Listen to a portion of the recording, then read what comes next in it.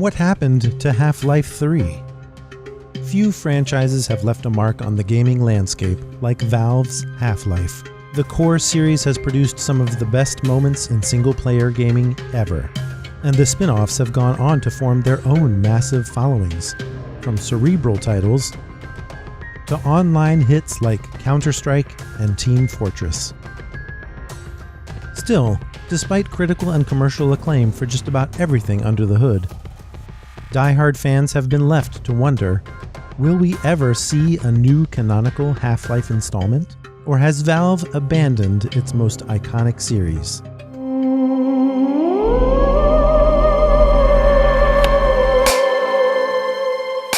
Some games take longer than others to make, but if the results are good, gamers will forgive producers. So it has gone with Half-Life. The 6-year wait between the first and second titles in the series were excused, thanks to the greatness of both titles. A series of popular expansion packs for both titles didn't hurt either, especially for Half-Life 2. The released expansion packs, simply titled Half-Life 2 Episode 1 and 2, were originally pitched by Valve president Gabe Newell as a 3-part expansion series, which would directly lead gamers into a proposed Half-Life 3. Episode 2 released in October 2007, and word was that Episode 3 was to follow in December of that year. But it never came to be, and to date, there are no concrete plans to continue Half-Life. There's no easy answer behind Valve's lack of Half-Life activity over the past decade. The American developer hasn't given any reason, so fans have had to speculate. Perhaps the simplest reason is that Valve has its hands full with other commitments.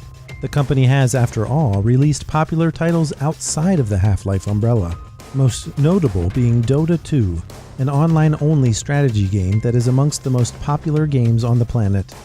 And they're also responsible for Steam, an online marketplace for computer games. In short, Valve is making good money. So while a new Half-Life would bring in additional revenue, it isn't needed, and perhaps wouldn't be the most cost-efficient route for the company to take. This seemingly makes the question of a new Half-Life one with creative implications.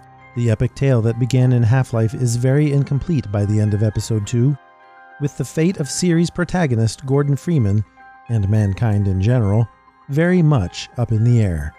So perhaps Gaben and his team just don't know how to close the series. There have clearly been internal attempts to make it happen though.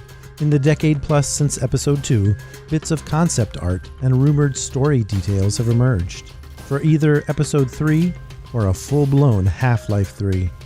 But the details have only served to further confuse fans of the series, some of whom have begun to self-produce a version of Episode 3 titled Project Borealis, using leaked but unverified story details to flesh out the plot.